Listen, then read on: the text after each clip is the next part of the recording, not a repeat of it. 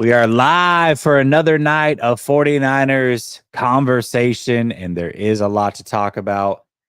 Last night or yesterday at some point, the rumors started swirling again about Brandon Ayuk, so I got to get my man Sunil's thoughts on that.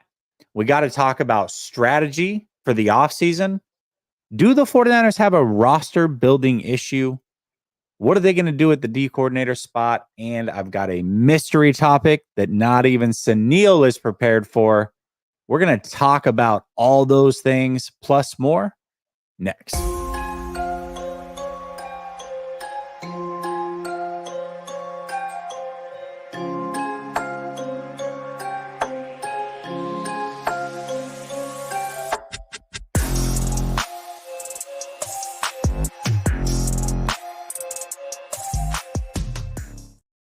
All right. Welcome back to Last Second Sports, where we are giving you our take down to the last second. And it's Tuesday evening, which means I got my guy, So Real, Sunil in the building. What's up, Sunil? Just in one of those many rooms in my mansion.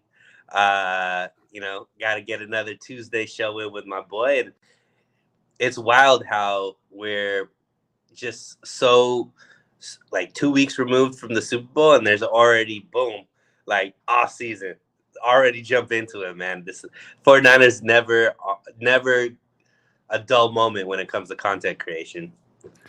Absolutely not. I mean, it's so easy to make content for the 49ers. I don't know how this happens year after year. What's up, chat? Much love to y'all for tapping in. We don't need to talk about that. Okay. He's talk right, though. Wow, that's great. He already knows from the background and everything. Man, he could tell by the decor, I guess. I love it. Well, let's talk about Brandon Ayuk. There's obviously a lot of rumors about Brandon Ayuk, and I feel like we've talked about this every way that we possibly can, but the rumors are not stopping. And so the question is just simple. What should the 49ers do about Brandon Ayuk? It is the most tradable asset that they have. If they get rid of him, there's no cap hit. He's young. He's coming off of an all-pro year, second team all-pro year.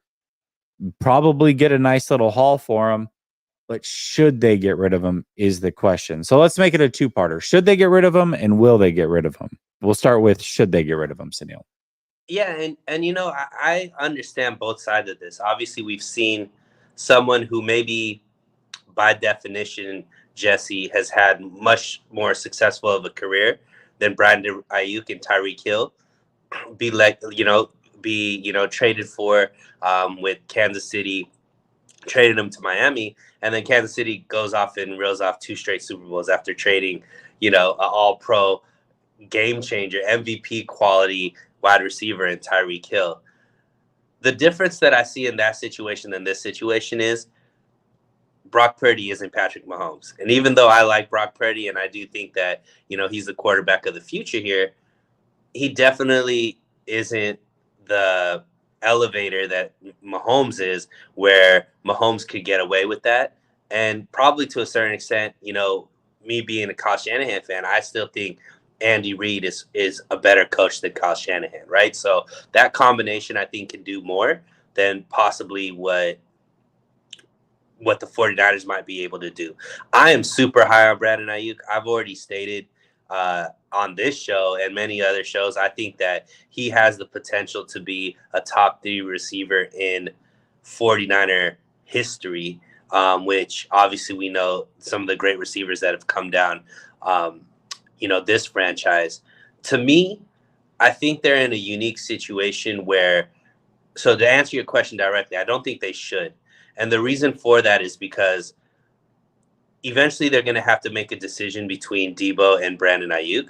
I don't think that the decision has to be made this year. I do think it needs to be made in 2025.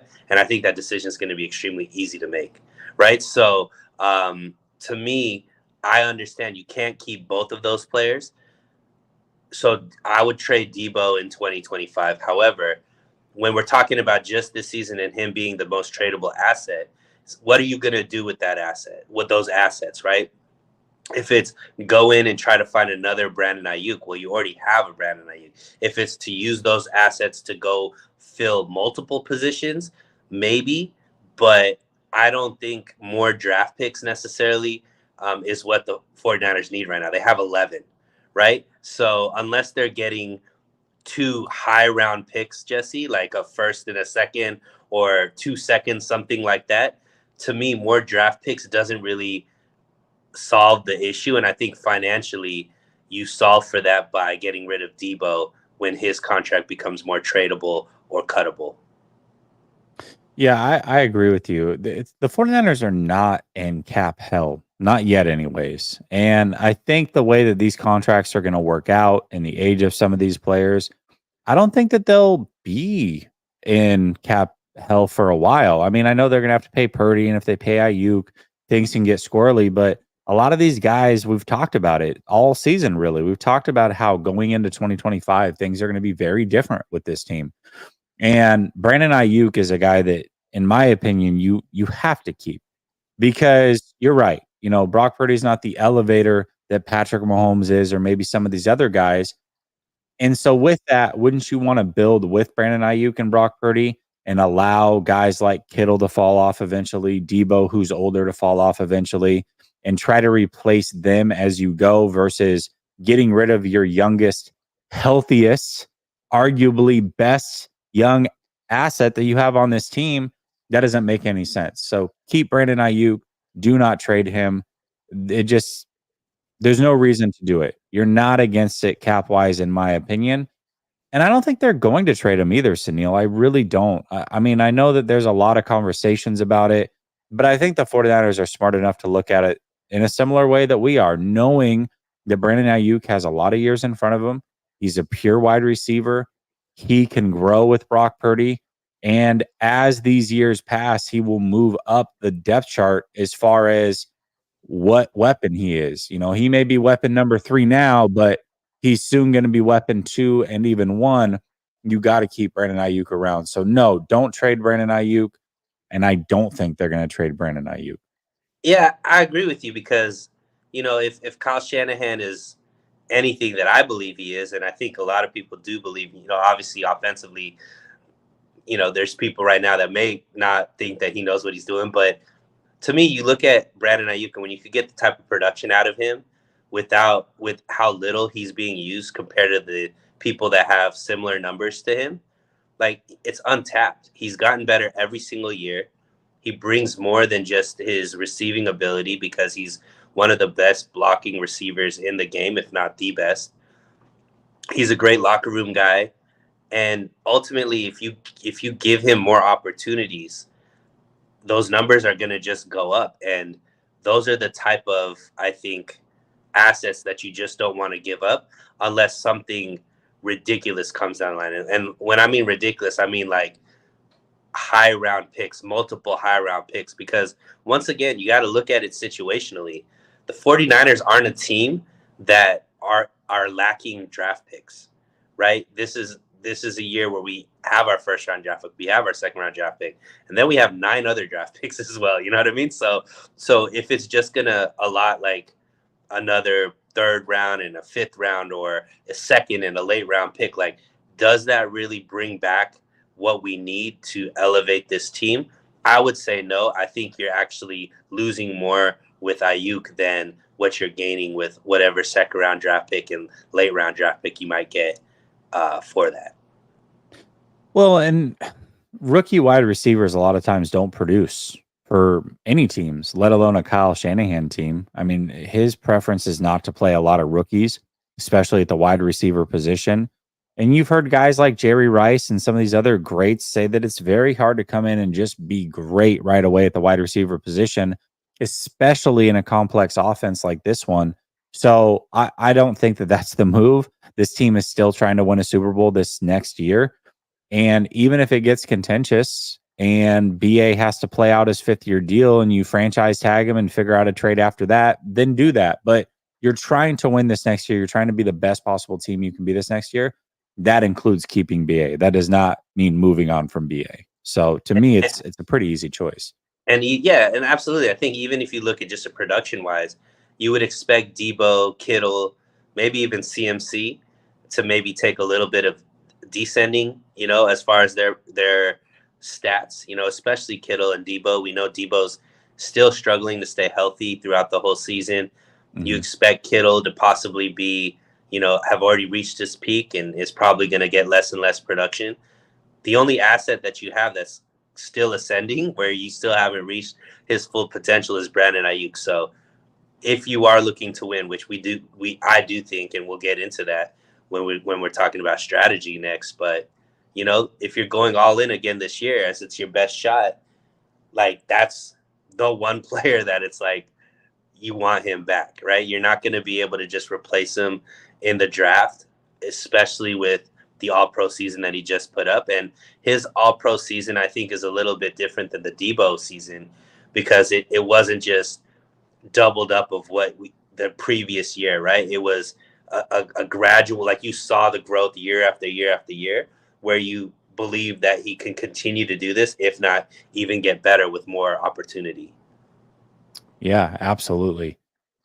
Gammon says, Sunil, why so spicy on X lately? And then he later said that he loved it. We You were know just what it talking is, about that Gammon? To be backstage. honest, brother, I think that the fan base has gotten so emotional after this, and I get it. I understand it. But I don't think we could create these narratives, and I'm going to do my job to just set the record straight. And to quote, some right wing conservative pundits, facts don't care about your feelings. So it might be coming off as spicy, but it's really just emotionless facts. Yeah, we're going to talk a little bit about some of that spiciness on Twitter when we get to the roster building question. But Gammon says it's officially off season. What was your first video game? Man, first video game? I could I start mean, with that while you're thinking about it. yeah, go Obviously, ahead. so my first system that I ever owned, the first video game I ever played was on Atari. It was Yeah, that's what I Sports say. Talk Football, Okay. or maybe it was on Sega. I don't know. But my first one I ever had was a Nintendo.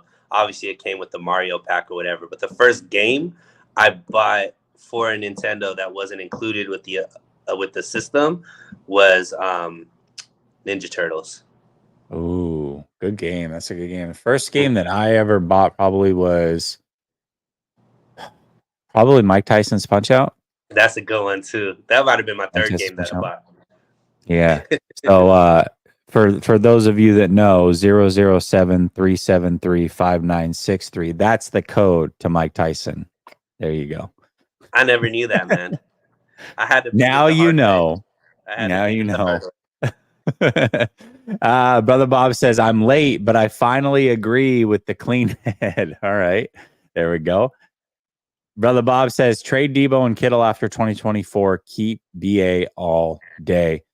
Do you think after the 49ers got rid of Buckner, if they were to move on from BA, what do you think the response would be from this fan base? Because it's interesting.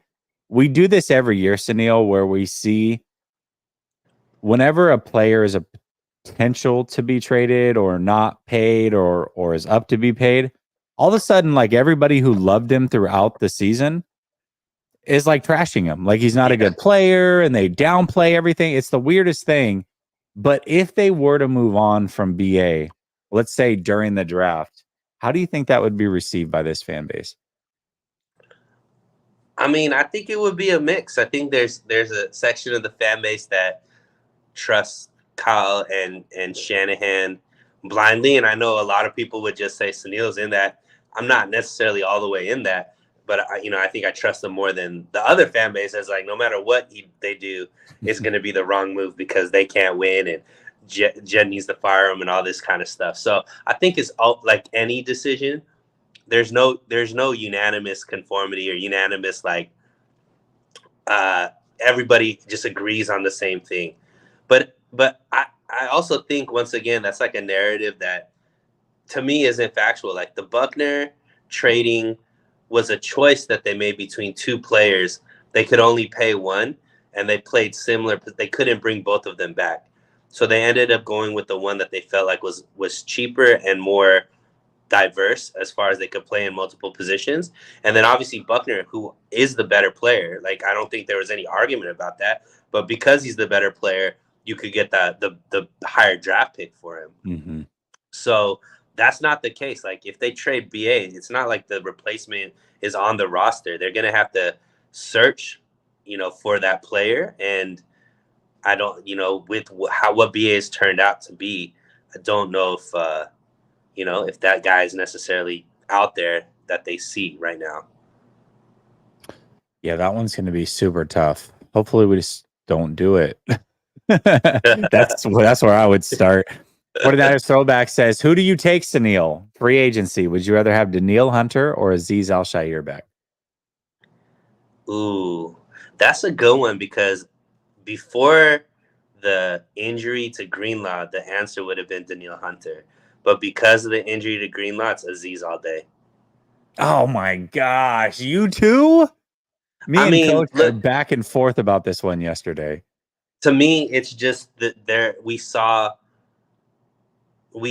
how vulnerable the defense is without a linebacker that could do the things that I think Azeez can do that, Oren Burks can't do. I don't know if D Winters is that guy or if they draft a guy that could come in. But, once again, we're thinking Super Bowl or bust, Jesse. We saw how, they were able to take advantage of there not being that other option that I think Azeez would be able to plug in. You would take Danielle? Oh, yeah, absolutely. In a heartbeat. I mean, I like Azeez, but my thought is Greenlaw will be back at some point next year, right? And I don't expect him to be full Greenlaw, but I will take Greenlaw, whatever he's at. And also, I really like Jalen Graham a lot. I know he's a rookie. I know he was a 7th-round pick. I know that there's a lot of thoughts there, but between him and Winters, I feel like one of them can step up this offseason and kind of fill that role. So that's just me. I think getting premier pass rushers are really, first of all, just more important than linebackers anyways. But they're just really hard to find. And the 49ers really haven't had another one opposite of Bosa since D Ford was here in 2019. And we saw how great that tandem was. And that was a rookie Bosa. So imagine Bosa 4 or 5 years later with Danielle Hunter. Oh, man, that'd be Azeez scary. is also more realistic financially, though, too.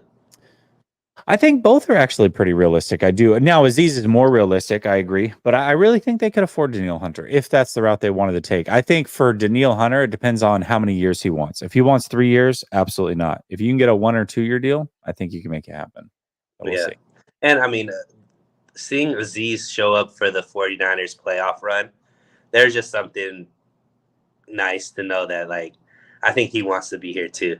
So I think that would just be a great marriage, and it fills a need. You know what I mean? So I would do that. But I get your point. Like, Danielle Hunter is obviously a great player. I don't think you could get him for 1 or 2 years, though.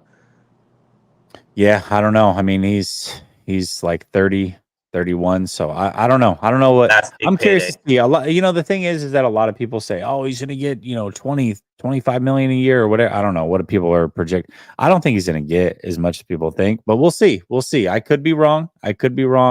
And maybe he's way out of the price range. I feel like he can be had. That's just me. And personally. here's the other thing. Once again, the beauty and the curse of the 49ers being such a greatly run organization is we constantly get pieces taken away from us.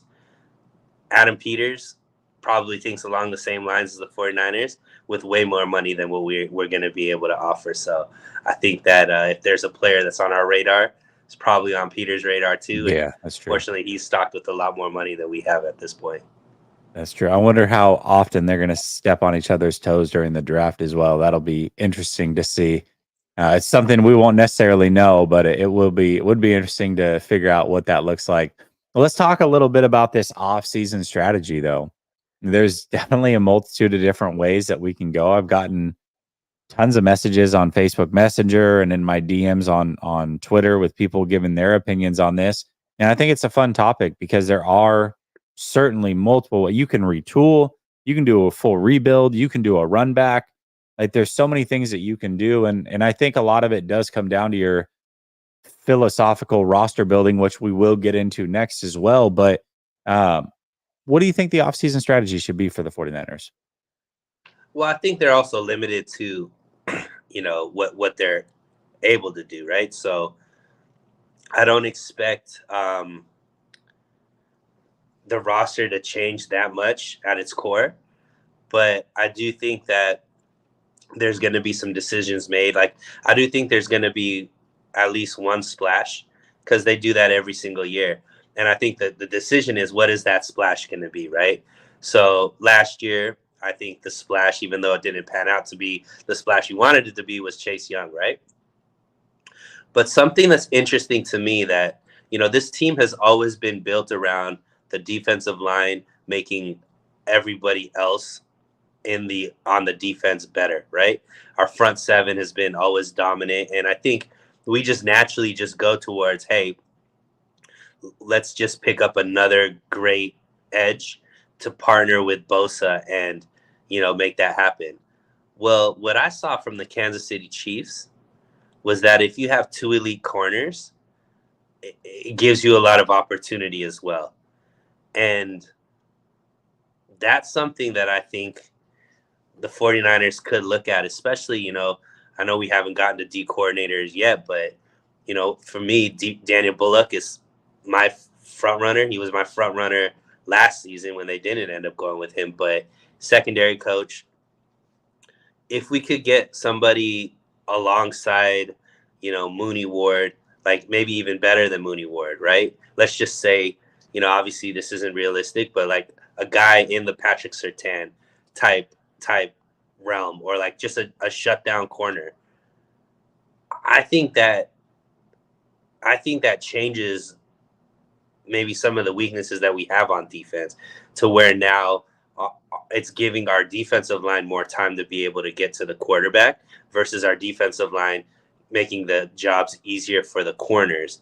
And that's, I think, what we saw a little bit in the Kansas City game where, those cornerbacks dictated a little bit as to, what Kyle Shanahan was and wasn't doing in his offensive game plan. So when it comes down to strategy, I think obviously most of the players are going to be coming back. You re-sign all of our big names. I would love to re-sign, obviously Brandon Ayuk, we said, I would love to re-sign Jennings because ultimately if Debo walks, I think Jennings would be a good, second or third option always for the 49ers. But my splash this year, Jesse, I would want it to be a really elite corner if possible. Oh, I would love that. I would absolutely love that. For me, strategy wise, what I look at with the 49ers is we talked about Ayuk and what bringing back Ayuk does and how you've got to move on from some of these other players here in the next couple of years. But the only way you can do that is if you remain flexible.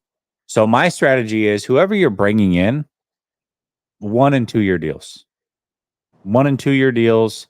And then to bring those guys in, I do not want to see them pushing back a bunch of contracts and freeing up money. I don't want to see you go ahead and restructure Armstead and Kittle and Debo and CMC and all these guys to free up this money so that you can go make these big splashes to try to You have win. to pay the bill. You're going to have to pay the bill eventually. And they've already done that. They should have had the outs on Kittle and Armstead this year. Obviously, they knew they weren't going to want to use that. But going forward, you are eventually going to want to use those outs, those potential outs there. And you can't do that if you continue to kick the can down the road. You can choose a guy maybe to do that with and free up some money if you want to go get somebody, but you can't do it with all of them the way they did last year. Trent Williams is another one. I just don't think that is financially smart and a way to continue to keep the success here because this core is getting older and some of these guys you just have to move on from eventually and you have to remain flexible. And the only way you can do that is keep the contracts intact. I know that a lot of them are really high dollar amounts. They're scary dollar amounts this year, but that allows you to remain flexible after this next year. They do have some cap space. They can kick the can down the road on maybe one of those deals, but do not do it with all of them.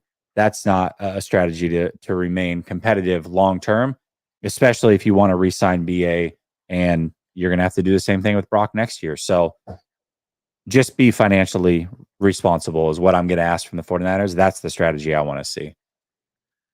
Now, what would I guess we could get into draft after this, but you know that they're always going to make one splash free agent signing or trade or Mhm. whatever.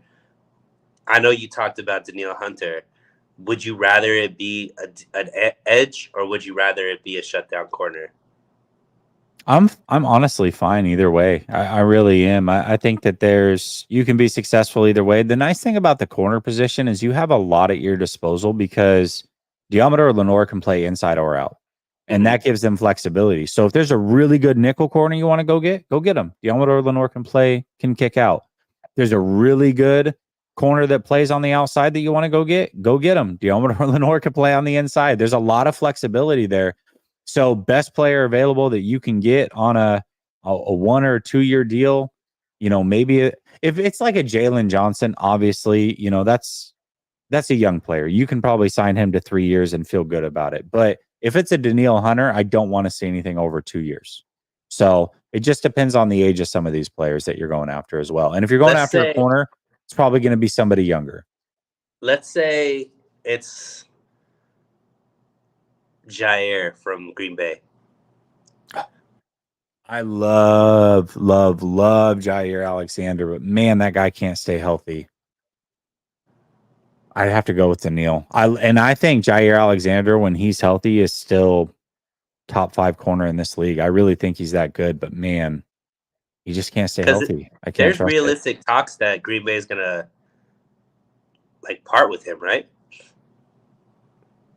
Um, I don't know. I don't know if they're going to let him go. I mean, I could see it happening for sure. I mean, they're trying to create some flexibility as well and kind of build around this young team. And Jair's not old by any means, but he's expensive and he's closer to 30 than he is 23. So Mm-hmm. I could see them potentially going that route. I'm not sure, but somebody of that caliber, if the player is healthy, probably go a player of that caliber.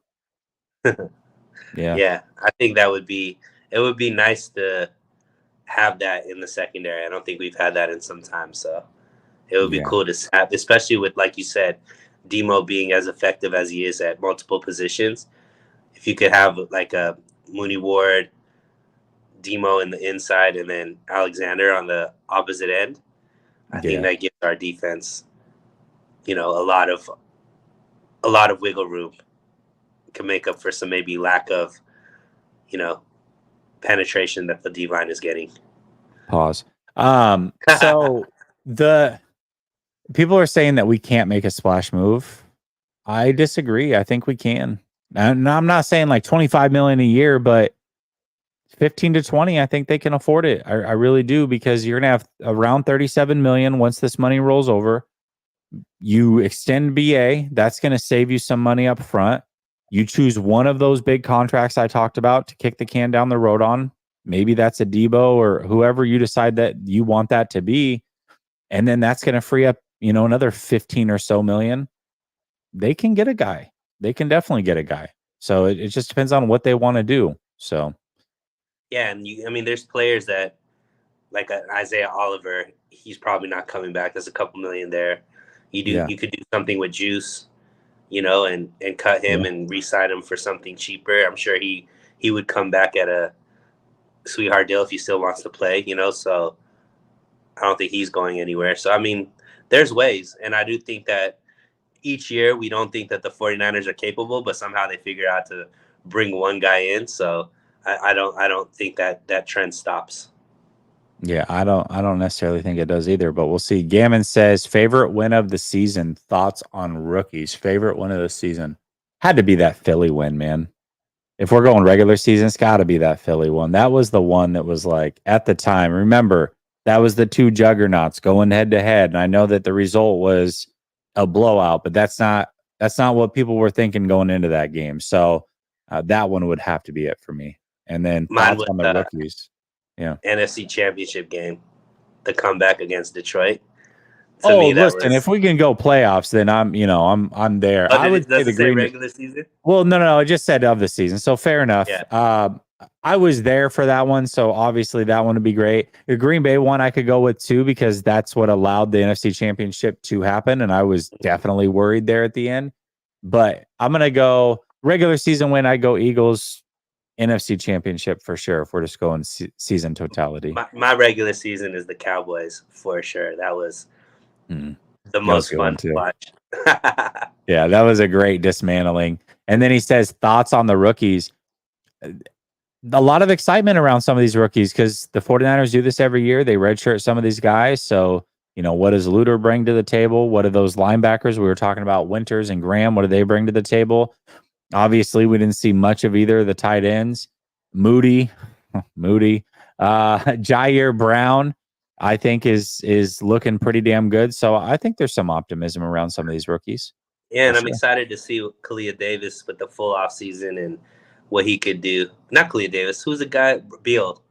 Yeah, Robert Beal. Beal, so yeah, I mean, look, one thing I know we're gonna get into it, like 49ers know how to draft for however much people say that they don't know how to, but they're always gonna find at least, 3 or 4 gems in their draft class and at least one all pro. I also think that people have written off Ronnie Bell as if he can't get better. We talked about how hard it is to perform at the receiver position. Not everybody comes in guns a-blazing. I mean, a lot of good receivers were not good as rookies, and they talk about how hard it is to transition in that position. I think Bell can be pretty good still. I really do. I haven't written him off at all. I think a lot of people have. He got a lot more opportunity as a rookie than most receivers do that are picked that low on the 49ers. So, yeah, for sure. Ramon says if the front office does some restructures, they can afford both. Yeah, that's what we're talking about, man. It sounds like you probably put that in before we'd had the conversation, but yeah, absolutely. Chris says pay BA, pay JJ, trade Debo post June 1 for a right tackle, draft Brendan Rice, then draft. Also, Jed, anything less than a Super Bowl championship is a failure. We're the effing 49ers.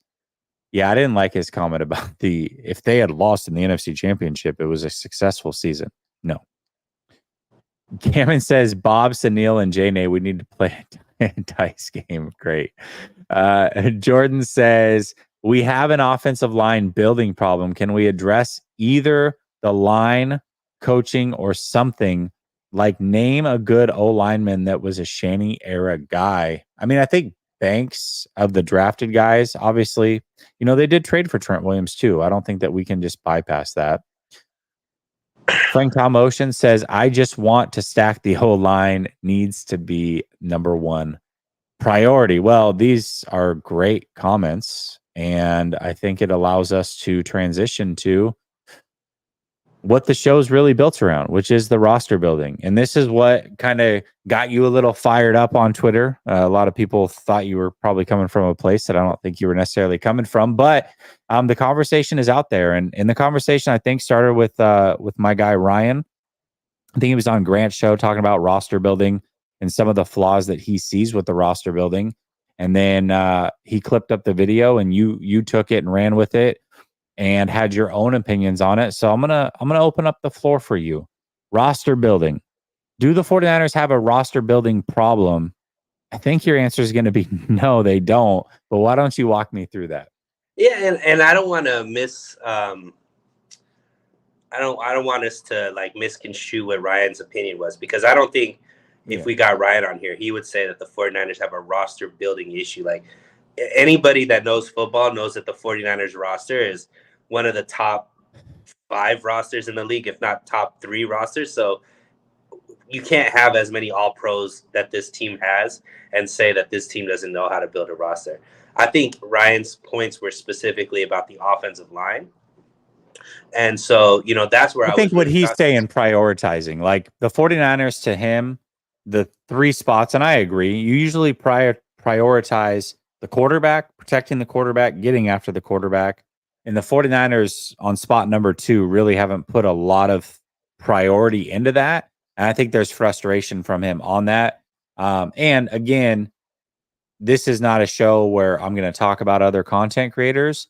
And if I do bring up a take about them, I'm always going to name them so that they understand that this is not, we're not coming at anybody. We're just bringing it up for conversation's sake. And Sunil disagrees, but it's not coming from a place of malice by any means. And look, I think that when it comes to this narrative that like, I think there's a difference between, have the 49ers tried, have they gotten it right, and then what's their philosophy surrounding the position, right? So I think that there's the sentiment that the 49ers haven't tried. And to me, that is a narrative that doesn't make sense. They've had 7 drafts under the Shanahan Lynch regime. They've drafted offensive line in 5 of those drafts. 2 of those picks have been a first rounder in McGlinchey, a second rounder in Aaron Banks. And then in one of those drafts, they also traded for the top left tackle in the league. 3 out of the 5 starters on this team are homegrown, drafted and developed players. So the 49ers are doing what they can to build this offensive line. Now, am I saying this is the best offensive line in the league? No. I think a portion of that has to do with the way that Kyle Shanahan looks at the offensive line. I don't think he necessarily looks at offensive linemen the same way that maybe the fan base would like to look at offensive linemen, maybe some of the players in the league, because he values more their ability to run block than to pass protect, because he feels like he could scheme things to overlook weaknesses and maybe pass protection. And I think that's where people really get at. That's where the crux of maybe the frustration with some of the fan base is, and it's warranted. Like, look, that's a philosophy thing. I don't think that's going to change under Kyle Shanahan, because ultimately he believes in his ability and his quarterback's decision making to be able to get the ball out to the right person quick enough, and that his offensive linemen can hold up long enough to be able to do that. Now, obviously, when you look back at this Super Bowl, there's been moments where you wish you maybe had a guy who could just, win one-on-one. And then there's discussion. Was that a scheme issue? Did the guys just miss their block? Like, so there's a lot that goes into it that I will admit I don't know all the X's and O's. And ultimately, I would probably challenge most people that debate about the offensive line and how good they are, whether or not they know all of the nuances that are going on about the offensive line. Because I do think that sometimes we think players are worse than what they are, because just like a cornerback, you only remember the negatives. You don't remember the 95% of the times that they held their blocks. You remember the 2-3% that they missed their block or whatever, because that leads to a negative play. But ultimately, when it comes to the offensive line, like I said, I completely agree. Like, one, the 49ers haven't had a first-round pick in a couple of years because they went all in on Trey Lance, right? That severely hinders your ability to get great offensive linemen. You're pretty much kind of reaching past the first and second round for offensive linemen, hoping that maybe somebody falls to your position, or you have to be able to, really evaluate the position at a level that maybe the 49ers aren't as great as, like, so like, I'm not saying that it's a strength of theirs, but I am saying that I think that people that just say the 49ers don't value that position, they don't try at that position, to me, they don't. I think it's more about they value the position in a different way than maybe traditionally valued. And I have seen a lot of effort in them trying to upgrade the offensive line. I just don't think necessarily it may have worked out the way that they have. But to me, I'm on the side. I want them to use a first or second round draft pick on one of these tackles to really upgrade that right tackle position, and obviously, potentially maybe 2 tackles, so that they have, somebody on deck for when, Trent Williams ultimately retires. But that's basically what my argument was, is that, like, it's not, I don't think we could just say, oh, the 49ers are able to draft all of these positions well, and then all of a sudden they just don't know what they're doing at offensive line. I think it's more of a philosophy thing that people just maybe don't agree with. And I get it if you don't agree with it, because it's obviously a lot different than just those, drop back, give your quarterback 4 or 5 seconds in the pocket type of offensive lines. That's not, I don't think, will ever be built under Kyle Shanahan. Yeah, I'm glad that you answered because my next question was, okay, does your stance change if they don't draft an offensive lineman with that first pick? But it sounds like that's the route you want to go as well. I think you're kind of right. It's a choice. It's a philosophy choice. I don't necessarily agree with it. I mean, they put a lot of stock in skill position players, which is interesting for a guy who is an offensive coordinator. You would think that that wouldn't be the preference. I'm not saying it's right or wrong. It's just not what I would prefer. I'd rather win in the trenches, and they do that defensively, but offensively, that's not necessarily the route that they've taken to put the most priority into the offensive line.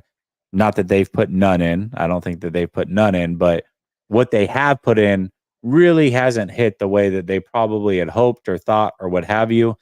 So we'll see. I mean, I think that they definitely need to draft an offensive lineman with that first pick that they have in this draft, pick 31, or if they move back a couple spots, move up a couple spots. That's definitely what I would like to see for sure. So I don't know, Unless man. somebody crazy drops.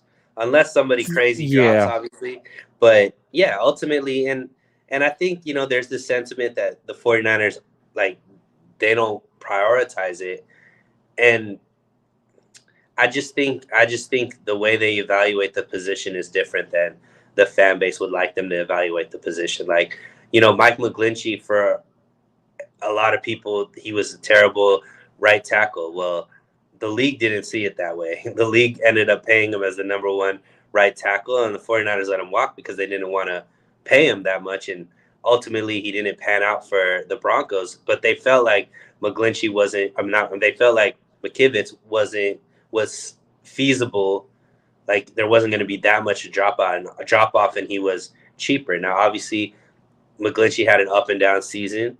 His downs were, well publicized, and the fan base loves, picking on the right tackle, and rightfully so. He had some terrible games and some terrible moments, but once again, I think they value more his ability for run blocking than pass protection, and that's just something where if you're a 49er fan, you're gonna constantly, I think, be frustrated in that, because ultimately I think that when this regime evaluates the offensive line, they're looking for mobility and their ability to block the run, even if it means that they're not as good at pass protection. And ultimately, that's just something that you have to just you just have to understand that's what it's always going to be. Yeah, absolutely. Niner Gang, yes, he does. So Real Sports Talk. He talks a little bit of everything over there, though, so it's not going to just be 49ers. But shout out to him. He was at the UFC event this last weekend, and Taporia became the champ at 145. He has a video on his channel a couple years back saying that Taporia would be a future champ. So had to give you a little bit of love there. That was a great call by Appreciate you, it. man. Great call by you. And Dreykus. I went And 2 oh for 3 yeah, on that Duplicity video. too. Yeah, Yeah. Duplicity too. Yeah, good call. Good call. Very good call. All right, before we get to the super chat and we get to our What do you final, think, though? What do you think, though, Jesse? I yeah, don't want you, because how do you feel about the 49ers roster build, and where do you think the issues lack? yeah, man. I mean, for me, like I said, I have a philosophical difference. It's quarterback, it's protect the quarterback, and then it's get after the quarterback. The 49ers seem to have gone in the direction of get after the quarterback, skill positions, then quarterback, then offensive line. It's not like they didn't try with the quarterback. They just didn't hit. And so they did put a lot of effort in trying to get the quarterback. They went and got Jimmy G, traded for him. They went and traded a lot for Trey Lance. So they did put the effort in. They just didn't hit, but that's not because they didn't try. Offensive line, though, the effort to get a really good offensive line here, I don't think has been there the way that it could have been. And that's because they've chosen to go different directions, and they've kind of been a little bit light on some of these players and thought that they could bypass that. So I think the issue's gone on long enough, though, to where they have to see it now. They know they have to draft somebody high. They haven't had a first round pick in a while. They've got to do it this year. If they don't do it this year, I'll be very, very frustrated, Sunil. Very I agree. frustrated with I whatever would they be do. too. So If they don't draft somebody in the first or second round that is going to be a starter on that offensive line, it would be, they. I wouldn't defend them. Let's just put it that way. Yeah, I mean, and there's a lot of guys out there. Fortunately for the 49ers, there's a lot of tackles out there, or even some tackles that can kick in and play guard, if that's the route that they want to take. But they have options. They definitely have options, and they will have options at 31. And so I would be frustrated if they didn't take advantage of those options when they come up. So we'll see what they do. But they've been to 2 Super Bowls. They've been to multiple NFC championship games. I'm not going to rip them too hard. Obviously, I want to get over the hump. I'm not satisfied with finishing second, but what they've done so far has worked pretty good. But now we're starting to see where it's like, all right, you're starting to bust at the seams a little bit. You need to figure out how to tighten this thing up. And now that you've got first round picks again, you have to figure out a way to protect Brock Purdy. I mean, you've made claim and said that you finally have your franchise quarterback. Well, now that you have him, you have to find a way to protect him long term. And Trent Williams being at the age that he's at, I know he says, I'm going to keep playing. I'm going to keep playing. Any year could be his last year. So take advantage of him being on this roster, build around him, and find his eventual replacement and continue to build through the draft. Now is your opportunity. Please take advantage of that opportunity. You can't wait any longer. Yeah, and because of how well they've drafted, Jesse, they could spend their first and second round draft picks on offensive line and still be great because they do so well in later round drafts, and pretty much they're not replacing any starters outside of the offensive line. Everybody else is already kind of spoken for. Well, yeah, and McKivitz, all of a sudden, if he's not your starter, is a really good depth piece. Like, I love McKivitz as your first guy off the bench. You know what I mean? Like, that's a great first guy off the bench. And now all of a sudden you're deep at the offensive line position to where it's like, okay, okay, McKivitz is your starter, but if he goes out, you got Jalen Moore, and it's just not ideal. It's not ideal. So, but McKivitz is your first guy off. I'm happy with that. How are you evaluating Burford? I don't think they need to panic and replace him necessarily. You definitely need to draft some competition, right? But that shouldn't be your priority. Your priority is to get a right tackle that can eventually kick over to left tackle if you can find that guy. And then certainly you should draft somebody, maybe compensatory pick, third round, somebody in the fourth round, something like that, to compete with Spencer Burford for sure. I would love to see them get a guard center as well. A right tackle and then a guard center. I love that. I love that. And a lot of guards can play center and vice versa. And I think just having the competition between the three guys, up the middle between Burford and your rookie and Brendel, and figuring that out, I'm totally fine with. Totally fine with that. So, all right. Before we get to the super chat, before we get to the final 2 topics, I got a word on my sponsor for today. Here's a 60-second break we're going to take, hear about the sponsor, and then we'll get back to it. Have you ever actually Googled yourself to see what's out there like I'm doing here? You'll know that your personal information, like your phone number, your address, previous phone numbers and addresses, your children's name, all of it, they're all out there. Not stuff that I want most people seeing. That is why I'm using today's sponsor, Aura. Aura automatically takes care of all of it for me.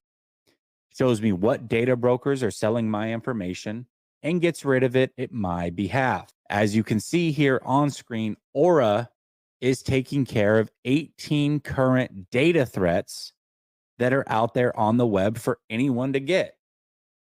They give me antivirus protection. They give me VPN. They give me identity theft insurance plus much more, and they do it at one affordable monthly price. You too can use Aura. Get your 2-week free trial today. Protect your identity, protect your family's identity. Link is in the description below. Aura.com/last second. All right. Little sponsor read about Aura. Check them out. Link is in the description. Let's hear from Cryptic. Cryptic says, we always hear players love playing in San Francisco because of the culture and having fun. Do you think that's also an issue and need some players to hold guys in check and take things seriously as an alpha. Cryptic, it's so funny that you say this because I remember last offseason, I got into a little bit of a scuttlebutt, let's say, on X in some of the spaces. And I said that the 49ers need a little bit of crazy. They need a little bit of crazy on this team. Not that Fred Warner is not a leader or Brandon Ayuk or some of these guys aren't leaders, but I couldn't remember a situation where you had a player go up to other players, get in their face on the sideline, hold them accountable in an intense moment, a pressure packed moment, maybe grab them by the face mask, get them riled up, whatever. And I was called crazy for that. And I really feel like in this Super Bowl, we saw some of that happen on the Kansas City Chiefs sideline.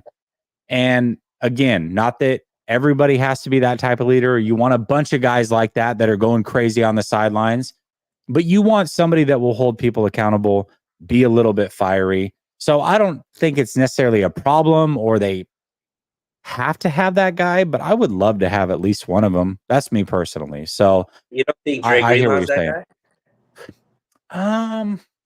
I think Dre Greenlaw is that guy on the field as far as a little bit crazy, like he's got a screw loose on the field. I don't know that he's that guy on the sideline. I've never seen him get in somebody's face and like, hit him helmet to helmet or grab him by the face mask or just get fiery on the sideline. Like you just don't see that from the 49ers. So I don't know. I'd like I it. feel like also they're not in a lot of situations where that's warranted, unfortunately, to see that. Yeah, You know what I mean? They're like, for sure. they're not down a lot, to be honest. No, they're not. They're not. But like even in the Detroit game, you had your opportunities, or the Super Bowl. If I guess what I'm saying is they've had enough opportunities that if that guy existed, we would have Right. seen it by now. And I don't think that guy exists on this roster. And again, I don't think that's a prerequisite to win a Super Bowl. But I would like to see one of those guys on this roster personally. Yeah, I would. Yeah. Definitely would. Charles Barkley. What's up, Charles? You're not on TNT tonight? He says, why do Grant and David Lombardi hate each other? I don't think they hate each other at all. I mean, from what I know, they work pretty closely in that media room together. They're cordial with each other. I think that there's natural competition that anybody would have in this space. And they're the two guys that are credentialed and have the biggest following. And they have major philosophical differences. One guy loves to carry water for the organization. One guy really doesn't care if he's not liked by the organization. And they're kind of at two ends of the spectrum. One guy is like, goes over the deep end, maybe too much for people's liking, and one guy carries the water, maybe too much for people's liking. But they're there. So I don't think that there's any beef or true hate. I think there's natural competition and a philosophical difference in how they view this team, which is fine. Brother Bob says, I haven't seen Twitter. Sunil beefing with someone. No, he's not beefing with anybody. Never beef, Brother Bob. Never. All right. Let's talk about the defensive coordinator. And the first question I'm going to ask you is this. I'm going to go a little bit different direction. Then we can get into maybe who you think that it should be and what have you. But over or under 12:01 a.m. Saturday morning, a defensive coordinator will be on this team. Do you think it happens before Saturday morning at 12:01 a.m. or do you think it'll happen after? Before. Okay. I think it happens in the next couple of days. Okay. Yeah. I mean, it sounds like it's getting close, but it's remarkable that there's no rumors right now. That's like for 40, like that just shows that if anything comes out of this team, it's because they put it out. Because to keep this as tight-lipped as it is pretty impressive. it does almost feel like it's there, right? Like they know who it is, or at least who they want it to be. Right. I'm going to agree with you, by the way. I think that we will know before then. Okay. Do you think we know who you want? And I agree with you. I think we both agree on Bullocks, which is interesting. We're there together. But do you think that it's going to be somebody in-house, or do you think it comes from outside the organization? And you don't have to tell me who specifically, but yeah, I mean, honestly, I would want it to be internal. I think we did the external hire, and I mean, Marco made some really great points, and I know you work closely with him too. Like, it kind of, if you're bringing somebody external, unless Kyle Shanahan is willing to um, allow them to bring their own system in, it doesn't make sense to like bring somebody external and then ask them to do what you want them to do. It's like, you might as well just bring somebody that already is running that system or is already in that system. And we've seen how much success they've been able to have with the internal hires, whether it be Sala, whether it be D'Amico. So I like Daniel Bullock, but I would just want him to be internal hire just because I think that um, camaraderie with the team, keeping everything the same and just like going back to what I think ultimately works for the defense. To me, I think that's the smartest move. Emiliano says the DC will be goated, scapegoated. That's a good one. That's actually pretty good. I agree with you. By the way, I think that it should come from the internal team. There's a lot of talk about, could it be Bill Belichick or could it be Carroll? And maybe I'm not going to say it's impossible. I think it's unlikely. And I think a lot of that has to do with, you have to remember, if you bring in somebody like that, they're going to want their whole staff, their whole defensive staff. You're going to have to get rid of the guys like Bullocks and Holland and some of these guys, most likely Kasarik. They're going to want their guys here and they're going to want to call the shots. And I just don't see that you're going to see Kyle want to go that route. I think he's going to go with somebody that can fit in, whether that's somebody outside the organization that he feels fits or somebody within the organization that he can just promote and then replace them. So I think we're going to know soon. And I think if I had to guess, it would be somebody within the organization. And I hope that it's Bullocks. So, and ultimately, Jesse, I think both of us know that, this is another all in year. Like, you don't want to implement a new system and then have that chance of, what ultimately ended up happening in with the Eagles, right? Their defense was never to where it needed to be to go back to be a Super Bowl contender. And, so I think, like you said, but there is, out of Carroll and Belichick, who do you think who has more of a chance? I think both of us want it to be internal, but let's just speculate wildly right now. Out of those two, who do you think is more likely to be the defensive coordinator? Out of Belichick and Carroll? Let's say Belichick, Carroll, and Vrabel, because those are the three. I don't even want to talk about the San Diego Charger guy that they're trying to throw out there. Oh, Staley. Yeah.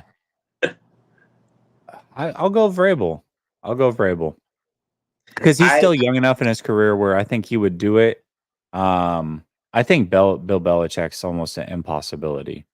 So I think he's the most likely, to be honest. And I'll tell you Belichick, why. really? Okay. Because Belichick, I think, still wants to coach in this league. But I think that he is severely hindered. I think that the talk about him is he has allowed the offensive side of the game to bypass him. So if he could spend a year with Kyle Shanahan, who is considered one of these offensive, innovators, I think that would make him more appealing to the next coaching cycle.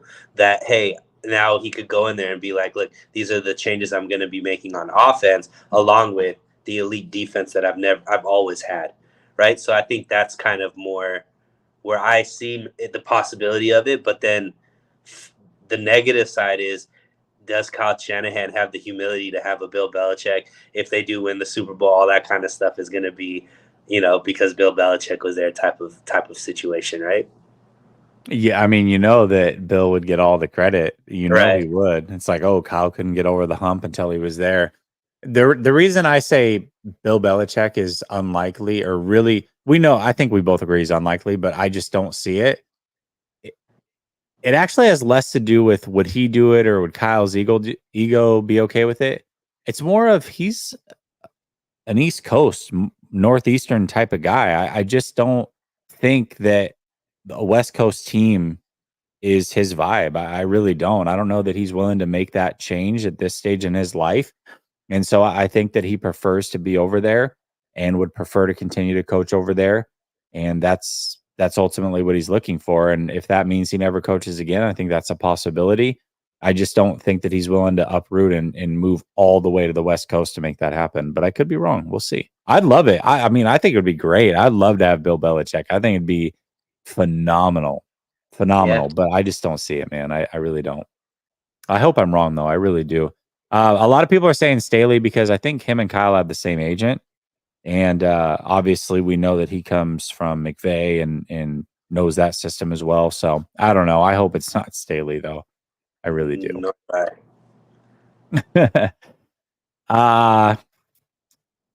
Sal says Cruz morning homie said that the Cones don't know football. You might want to look into why he might say something like that. Do your research. There's a reason there for that. Fish and Chip says Kyle's scheme strangles the team every year. I don't know what that means. Is he saying like?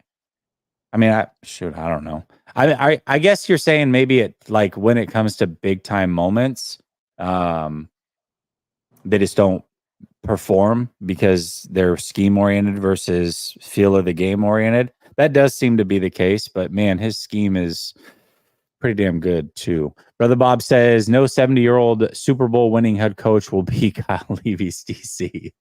All right. We'll see. We'll see. You might have to eat those words. Okay. Let's talk about this mystery topic. This one, I've been waiting for this one for a while. Uh-oh. You don't know what it is. Obviously, the chat doesn't know what it is. We're going to play a little game here. I'm going to call it extend, keep, and cut. And I got 3 different sets of players that we're going to do this with, okay? And I think they're all within the wheelhouse of each other, which will make this a lot of fun. So you got to choose one player to extend. No matter where they're at in their contract, you extend them. One player to keep, and just keep them on where they're currently at. And one player to cut. All right. So the first group of players is Kyle Juszczyk, Juwan Jennings, Chase Young. Who are you extending? Who are you keeping? And who are you cutting? Or I guess in Chase Young's situation, cutting, just letting him walk, right? So I would sign Jennings. Well, you would have to sign Chase as well. I don't know how this works because both of them are free agents. You know what I mean? Well, Jennings is a restricted free agent, right? So you could conceivably bring him back, and it's not. So technically, you could bring him back without having to give him a major deal or anything. Well, let's just say. So you could say keep for him and then extend Young if that's what you want to do. Let's say I would want to extend Jennings because I would want to keep him here long term because ultimately I think Debo is not going to be on this team in a few years. I would probably cut Juice and bring back Chase. Young on like a 1-year deal. Yeah. Okay. And the reason for that, ultimately, I mean, Juice is really, really good, but I think financially it just makes sense. He makes too much for how much we use him. I like it. Okay. I like it.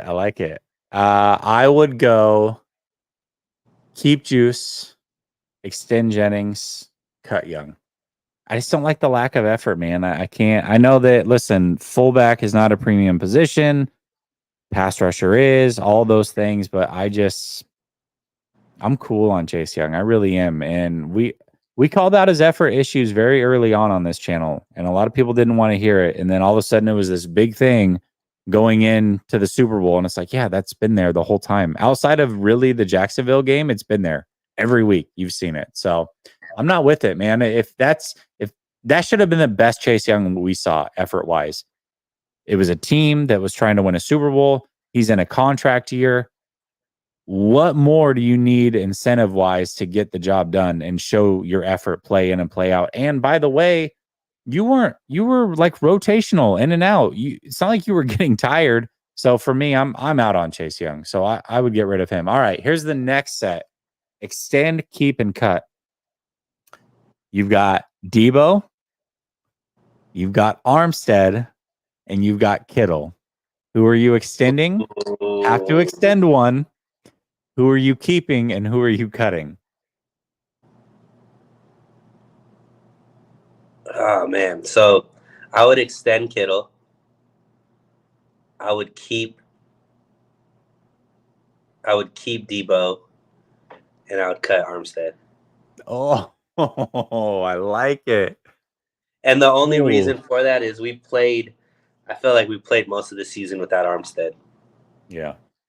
So I I actually think I'm gonna agree with you on this one. This one was tough, but I think I have to agree with that. The logic makes sense. The logic makes sense. Okay. and for whatever Kittle, like I do think Kittle is on, not actually the peak Kittle, but I still don't think we're finding anybody in the draft that's going to replace his production. You know what I mean? So even if you keep him for a couple of years, like I think it's so hard to find somebody with his impact on blocking, and he's still a weapon on, in the receiving game as well. I still think he has a few more years of still being better than what we could get on the draft, unless we draft high, a tight end high. I don't think you're finding a fourth or fifth rounder that's going to be able to just seamlessly give us what we give with him. So I'm okay with kicking the can on him in this situation. And Debo, I got to keep him because I want to trade him, when his contract becomes easier to trade. Yeah, most definitely. All right. This is gonna be the hardest one of the night. Extend, keep, and cut. You Okay. have Brock Purdy, Ooh. Brandon Ayuk, Ooh. and CMC. Who are you extending? Who are you keeping? And who are you cutting? I think people might be surprised by my answer here, but let's go. Oh my gosh. This is one of those that I gave you the last time, bro. Ugh. Exactly. It's nice to see you squirm for once. Oh my gosh. He's like, wow, come on, man. Uh, This is so tough because all right, so I'm keeping I've had the whole CMC. day to think about this one, just so you know. I'm keeping CMC. Okay.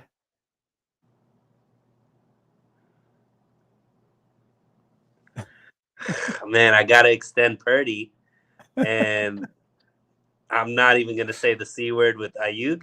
I'm trading. I'm trading Ayuk. There we go. That's fair. We'll trade him. Oh man. Oh man. Oh man. Okay. All right. So I'm keeping Purdy. I'm extending Ayuk, and Ooh, I'm cutting CMC. And here's my wow. logic. CMC's 27, coming off of a 400 touch season. The end is very close for him. We're a year or two away from him no longer being CMC. So I'll take my chances on a 26-year-old receiver who's ascending. And Brock Purdy's been very good. But if I extend him, that means I'm committing to him being elite in this league. And you know me, I don't pay quarterbacks unless they're elite. And I don't know that yet. I have my doubts. So I can't say I'm going to give Purdy $45-50 million a year right now. I got to see it for one more year. So I'm going to extend Ayuk. I'm going to keep Purdy, and I'm going to cut CMC. Oof, brutal. Hey, if you were John Lynch in this situation, the fan base is at your throat, brother. Yeah, probably. But listen, man, I got to do it. I got to do it. Man, That was that a was good one, tough though. though. That was tough. That last Thankfully, that's one, not a that was the one. situation that anybody's in. So No, not at all. Not at all. But it was a fun situation to it talk about. was. It was It definitely a was. fun one. Fish and Chip says FB gets on the field at wide receiver. He's going nowhere fast. FB gets on the field at wide receiver. Fullback, maybe. Fullback, maybe? That's the only thing I can think of. Right? That's the only. Yeah, I don't I don't know. know. I don't know. He's probably talking about the the situation that I gave up. So yeah. I see what he's doing. Switch subjects. You uncomfortable with that one, Kudo? You're not a big fan of that one? I understand. I totally understand. That was a tough one, man. It's not easy. All right, listen. 224 of you in here. Appreciate each and every one of you. Much love. Tomorrow, I will have a call-in show, open mic night after my show with Grant. So around 10 p.m. Eastern, be back here. If you want to talk 49ers football, it's your night. Open mic night. You're given 5 minutes to get off your takes. So be ready. Be prepared. Let's talk 49ers. I want to get your opinions.